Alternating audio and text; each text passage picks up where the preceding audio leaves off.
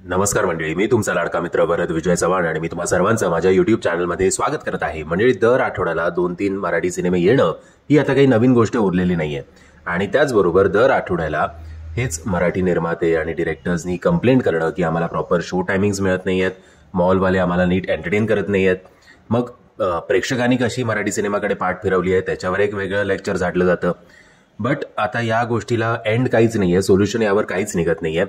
प्रत्येक वेळेला माझे आता काही प्रोड्युसर डिरेक्टरवर कॉन्टॅक्ट्स असतात, त्यांचं म्हणणं असतं, आता मी त्यांना विचारलं समजा की बाबा तुम्ही 3-3 सिनेमे एका आठवड्यात रिलीज केले तर कसे चालणार तुमचे सिनेमे, तर त्यावर मेजॉरिटी ऑफ द लोकांचं हे उत्तर असतं, नाही पण आमचं कलेक्शन त्यांच्यापेक्षा डिसेंट होतं. इकडेच आपली युनिटी कमी पडते मराठी इंडस्ट्रीची असं मला वाटतं. बरं, आता हे काही कोणाला लपून राहत नाही, तुम्ही बुक माय शो आणि पेटीएम आणि सगळ्या ठिकाणी बघू शकता की आमचं कलेक्शन डिसेंट होतं. यासाठी कलेक्शनच आहे का मुळात सिनेमाला, कारण अर्धे शोज तर कॅन्सल होतात. याचं उत्तम उदाहरण म्हणजे की आता आपल्या सामान्य ऑडियन्सला सुद्धा या गोष्टीची जाणीव आहे, कारण मी मागच्या आठवड्यात जो एक पोल टाकला होता त्याच्यात मी विचारलं होतं की तुम्हाला काय वाटतं या 2 सिनेमाने जे रिलीज झाले होते 26 तारखेला त्यांचा काय परिणाम झाला असेल, कारण त्यांचे बॉक्स ऑफिस रिझल्ट्स कुठेही दिसत नव्हते. त्यावर मॅक्सिमम लोकांनी असंच वोट केलं की बाबा शोजच कॅन्सल झाले असणार याचे, याला काही फार कलेक्शन नव्हतं या सिनेमाला. सो आठवड्याला 1-2 सिनेमे रिलीज होणं ही आता नवीन गोष्ट नाही आहे. पण या 2 फेब्रुवारी 2024ला मराठी सिनेमे जे आहेत ते 1 नाही, 2 नाही, 3 नाही, तर 5 पावलं पुढे जाऊन एकाच आठवड्यात 5-5 सिनेमे रिलीज करणार आहेत. आणि त्यानंतर प्रत्येक निर्मात्याची अशी अपेक्षा असेलच की आपला सिनेमा जो आहे तो हाऊसफुल झाला पाहिजे, तो प्रेक्षकांनी बघायलाच हवा.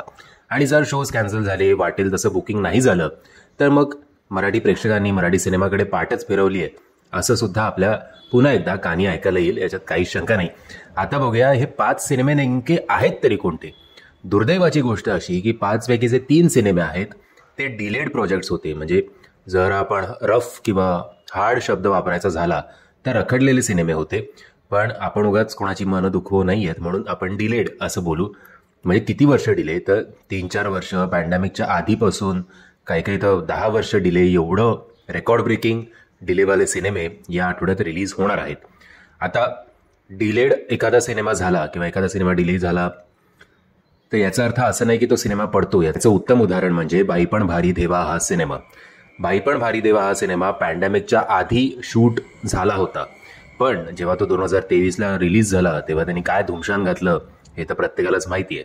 बट मला आठवत नाही की बाईपण बरोबर अजून कुठला मल्टिपल रिलीजेस होते का. आणि हिंदीमध्ये सुद्धा तेव्हा बऱ्यापैकी रान मोकळं होतं, मैदान मोकळं होतं बाईपणला, आणि बायकांची एक लाटच आली होती. बायकांनी तो सिनेमा डोक्यावर उचलला होता. आय थिंक माहेरची साडीनंतर बाईपण भारी देवा हा एवढ्या गॅपनंतर बायकांनी उचलून धरलेला हा सिनेमा असेल. ओके, सो आता 5 सिनेमांपैकी 5व्या नंबरला आपण कुठला सिनेमा आहे ते एकदा त्याच्यावर नजर घालूया. म्हणजे 5व्या नंबरला गाफिल नावाचा हा मराठी सिनेमा येणार आहे. आता मला माहिती आहे तुमच्यापैकी अनेक जण गाफिल असेल की गाफिल नावाचा मराठी सिनेमा आपल्या भेटला येणार आहे, बट हे कटू सत्य आहे. आणि हा सिनेमा सुद्धा पॅन्डेमिकच्या आधी का पॅन्डेमिकच्या नंतर पण 2-3 वर्ष तरी हा सिनेमा डिलेड होता. आणि अनफॉर्च्युनेटली आत्ता जेव्हा तो सिनेमागृहात धडकणार आहे तेव्हा त्याचे प्रतिस्पर्धी भरपूर आहेत. सो माहिती नाही आता या सिनेमाचं भविष्य किती आहे, काय आहे. बट जर आता तुम्ही एवढे थांबलाच आहात तर अजून जरा 1-2 आठवडे थांबला असतात, महिनाभर.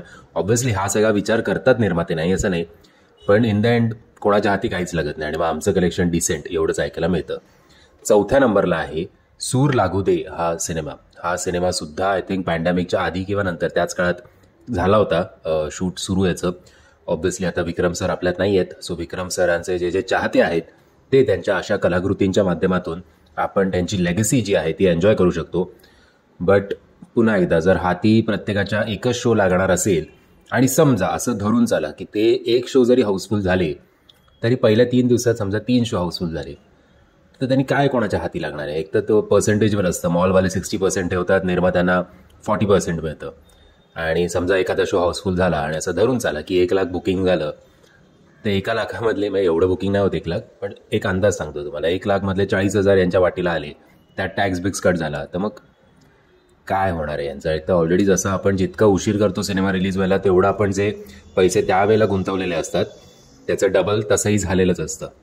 सो हे 2 सिनेमे 5व्या आणि 4थ्या क्रमांकाचे म्हणजे सूर लागू दे आणि गाफिल सिनेमा हे 2 सिनेमे 4-5 आठवडे ऑन अन ॲव्हरेज 4-5 वर्ष ऑन अन ॲव्हरेज डिले झालेले आहेत असं धरून चाला. आता 3ऱ्या क्रमांकावर जो सिनेमा आहे त्यांनी तर रेकॉर्ड ब्रेक केलाय. 10 वर्ष डिले झालेला सिनेमा आपल्या भेटीला फायनली 2 फेब्रुवारी 2024ला येणार आहे आणि त्या सिनेमाचं नाव म्हणजे छत्रपती संभाजी. याचं आधीचं नाव होतं संभाजी 1689, पण आता याचं नाव बदलून छत्रपती संभाजी करण्यात आलेलं आहे. आता 2014 सालच्या कंपॅरिझनमध्ये जर तुम्ही या सिनेमाचा ट्रेलर बघितलात तर नो डाऊट बाबा पैसा खर्च केलाय, मनापासून सिनेमा बनवलाय आणि प्रत्येक जण एन्थुडो कॅरेक्टर वाटतोय. म्हणजे हल्ली असं झालंय की ॲब्स दाखवा, चेस्ट दाखवा, बायसेप ट्रायसेप प्रॉपर कटिंग, असे त्या काळात मावळे किंवा कुठलेही राजे नव्हते. सगळ्यांची बॉडी एकदम तगडी होती, म्हणजे टँकवाली बॉडी होती असं म्हणायला काही हरकत नाही कटिंग्सपेक्षा. पण आता मे बी काळ बदलला आहे किंवा आत्ताच्या जनरेशनला अट्रॅक्ट करण्यासाठी तसं हिरोज आणले असावेत जे ऐतिहासिक भूमिका करतात. पण मला जर विचारायला जाल तर अंगकाठी मजबूत असणं खूप गरजेचं आहे. आता आशा करूया की जेव्हा हा सिनेमा येतोय तेव्हा तरी या सिनेमाने चांगली कामगिरी करू.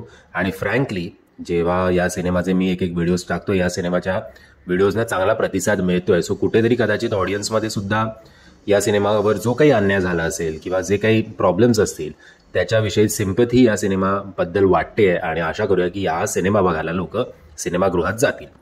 आता नंबर 2वर आहे मुसाफिरा हा सिनेमा. म्हणजे एक म्हण आहे म्हणजे की चुकतो तो माणूस, पण एवढा चुकतो.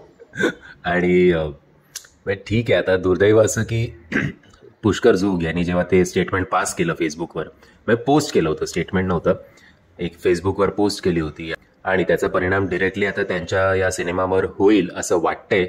बट ठीक आहे, जर आपण त्यांना पर्सनल वेगळ्या पॉईंट ऑफ व्ह्यूनी बघितलं आणि त्यांची कलाकृती जर वेगळ्या पॉईंट ऑफ व्ह्यूनी बघायला गेलो तर हा सिनेमा बघायला काही हरकत नाही. कारण एक गोष्ट आपल्याला विसरून चालणार नाही किंवा अमान्य करून चालणार नाही की काहीतरी मराठी सिनेमामध्ये वेगळं पण आणण्याचा प्रयत्न या सिनेमाच्या माध्यमातून नक्कीच होतोय किंवा पुष्कर जोग ते नक्कीच करतात, कारण त्यांनीच हा सिनेमा डिरेक्ट केला आय थिंक. बट ठीक आहे, आता जे अनफॉर्च्युनेट आहे त्यांना त्यांच्या या पोस्टचा आणि या सिनेमावर त्याचा परिणाम तर नक्कीच होणार आहे. बट मी एक आपली त्यांची बाजू मांडून बघितली, पटतं तर घ्या, नाही तर सोडून द्या. आता या 5 सिनेमांपैकी जर सर्वात जास्त मी कुठल्या सिनेमाला एक्सायटेड आहे तर तो म्हणजे श्रीदेवी प्रसन्न, कारण सई आणि सिद्धार्थची केमिस्ट्री. हा सिनेमा सुद्धा अनलाईक मराठी सिनेमा आहे. आपला मराठीचा जो टिपिकल ट्रेंड हल्ली चालू आहे किंवा लाट जी चालू असते, एक ऐतिहासिक सिनेमांची, एक कॉमेडी किंवा एक अति रिअलिस्टिक सिनेमा बनवतात, या सगळ्यांपेक्षा हटके जरा काहीतरी वेगळं आपल्याला श्रीदेवी प्रसन्न या सिनेमाच्या माध्यमातून बघायला मिळेल अशी आशा करतो. पण कठीण आहे. म्हणजे आता या 2 सिनेमा श्रीदेवी आणि मुसाफिरा याला सुद्धा प्रत्येक थिएटरमध्ये आय थिंक जेमतेम 2 का 3 शो किंवा मॅक्स टू मॅक्स 4 शो मिळालेत. सो त्यांचे पण ओव्हरऑल बॉक्स ऑफिस रन जो आहे तो जरा कठीण वाटतोय. मला तरी आता या सगळ्या गुंतागुंतीचा काही अंतच दिसत नाही आहे. म्हणजे रोहित शेट्टींचा मी एक मध्यंतरी इंटरव्ह्यू वाचला होता की पॅन्डेमिक नंतर जेव्हा सिनेमे चालत नव्हते बॉलिवूडचे तेव्हा बॉलिवूडकरांनी सिनेमे बनवणं कमी केलं. आता त्यांचं लक्ष आहे की quality of work rather than quantity. हे आपले लोक कधी शिकणार माहिती नाही.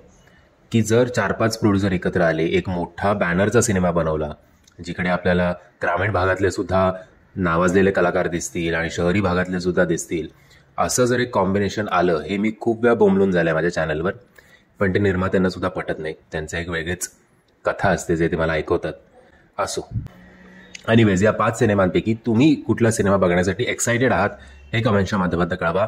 आणि जर तुम्हाला हा व्हिडिओ आवडला असेल तर प्लीज या व्हिडिओला लाईक, शेअर आणि चॅनलला सबस्क्राईब करायला विसरू नका. जय हिंद, जय महाराष्ट्र.